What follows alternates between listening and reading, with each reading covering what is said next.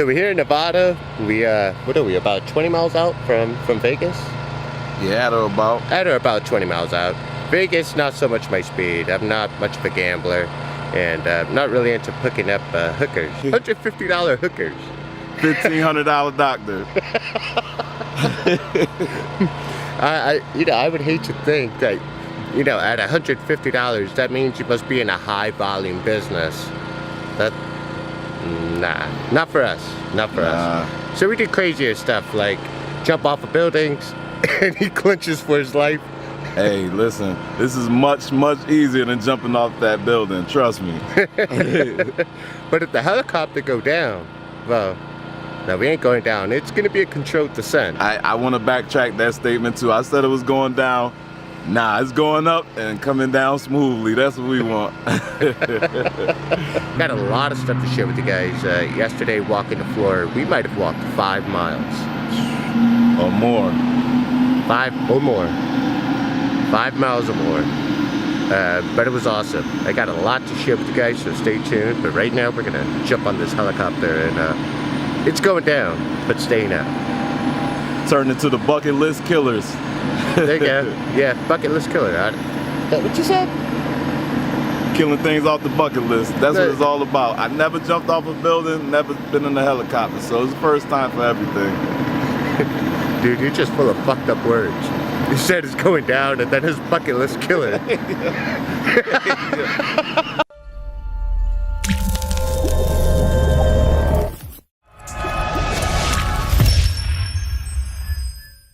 What's going on, guys? Gabe here with Review Dork, back from CES. Had to battle some jet lag. 3 hours is no joke. In fact, I was in Vegas and it was lunchtime at breakfast. My body was saying it was lunchtime, but it's breakfast and I'm having a beer for breakfast. So, okay, don't judge me. So when we first get to Vegas, the first thing we do is jump off the stratosphere. And if you haven't seen that video, you should see that video. My right-hand man, Chris, he just made himself the meme of 2019. I'll include that link in the description.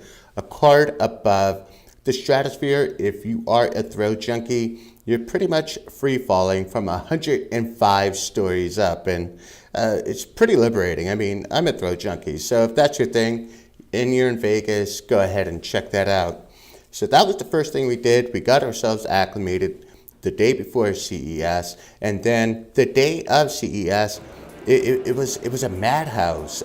People were walking like New York City taxi cab drivers drive. And mind you, I'm carrying about a 40-pound bag full of camera equipment, and people are just walking, diagonally, cross-diagonally. I was I was completely overwhelmed, to be honest with you. I mean, it was just wow, 5.6 million square feet of space, and it still felt crowded. Obviously, the media was there, YouTubers were there, and we're going to talk about 2 YouTubers I had a chance to meet in a second. But let's talk about the exhibit. So it felt like an auto show, and I find that interesting because the North American International Auto Show started January 14th in Detroit. And we had nearly every major brand on exhibition, from Mercedes to Byton to Ford to Audi. But let's talk about Byton. And I'm really hoping I'm saying that right. They promised to be a solid Tesla competitor with 325 miles of range and charging up to 80% within 30 minutes. So I think that's pretty cool. Next up, we had Audi, and Audi was really pulling all the stops, especially with a vehicle that allowed you to sit in, and it sort of kind of had like some hydraulic system that was meant to immerse you into the content that you're watching. Also, my hat goes off to Audi. They totally reimagined the side view mirror, and that was really cool. It was basically a display embedded into the door, and the side view mirrors were replaced by cameras. Now, this isn't necessarily future tech, it's present tech, but available in Europe, and it hasn't made its way here to the States. And obviously, the talk of CES was LG's bendable, foldable,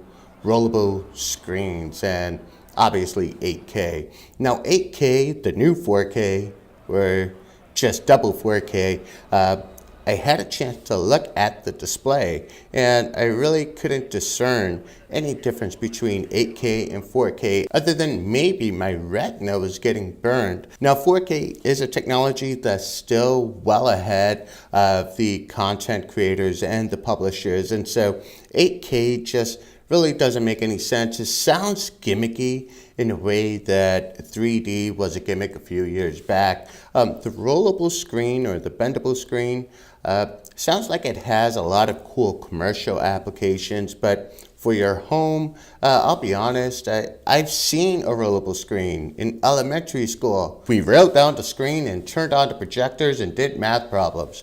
I know you guys remember that. And it's not to say that everything at CES was a gimmick. In fact, I was introduced to a brand called Skyworth that had an interesting take on sound, and where most of you are familiar with sound bars or televisions that don't have really good sound quality, Skyworth solved that problem with a display that allows sound to resonate out of the screen. I was totally mind blown about it. And then looking at some of their other displays, their 4K displays, which are really, really good displays, guys. And you can find Skyworth at Walmart.com. You can get yourself a 4K 60 hertz television for $349. And so this reminds me of when Vizio came to market, and first they were a budget brand at Walmart, now they're at Best Buy. And so this brings me to another point.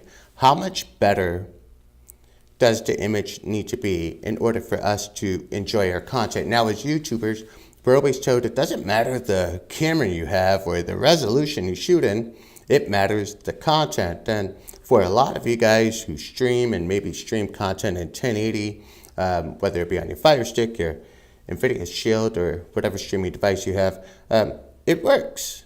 You don't enjoy Daredevil any less than someone who's watching it in 4K. So that's just my take on it. I think 8K is overkill. Also, I had a chance to hang out with NVIDIA in a private suite in what they call the mixer, and they showcased all their products. That is another video. What good is a trip to Vegas if you don't visit the Grand Canyon? Now, this was something that I was looking forward to doing, maybe a little more than CES, guys, but it was definitely something on my bucket list. And when you go into the canyon, everything just hits you. It's overwhelming, and it makes you put into perspective your footprint on this massive timeline, this massive timeline of Earth.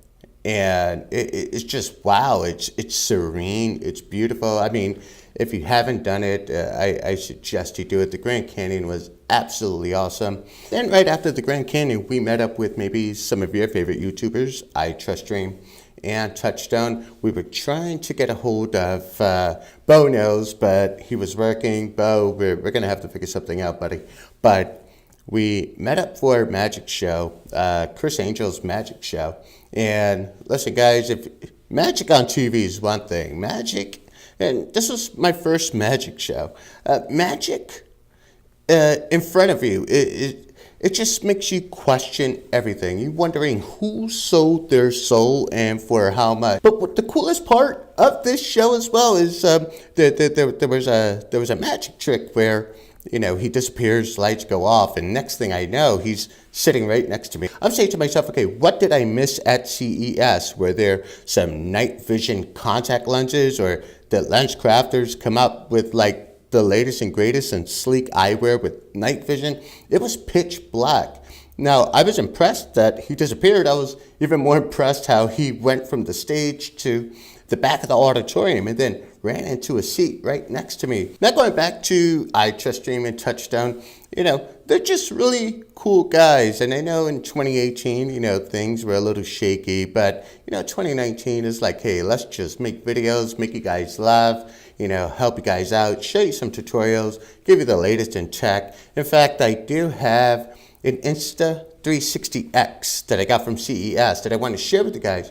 I really think this camera is awesome. I had a lot of fun at CES. There was a lot of tech, some of it cool, some of it underwhelming, some of it, you know, like, hey, where are we going with this? Anyways, guys, that's all I really have. I'm back. I'm looking forward to doing some reviews. In fact, we have a Jetstream mesh router, and I'm going to be putting this through its paces and seeing how good it is. It's an AC1200, suitable for most people and their internet speeds, and we're really going to test the total home coverage of the system. Plus, it's only $120. You can get it over at Walmart, and when it comes to mesh network systems, that's really cheap. So look forward to that video. I'm going to get myself on out of here. Look for a video on the Insta360X. That thing is just wow to me. And anyways, that's it, guys. This is Gabe with Review Dark. I am signing out. Peace.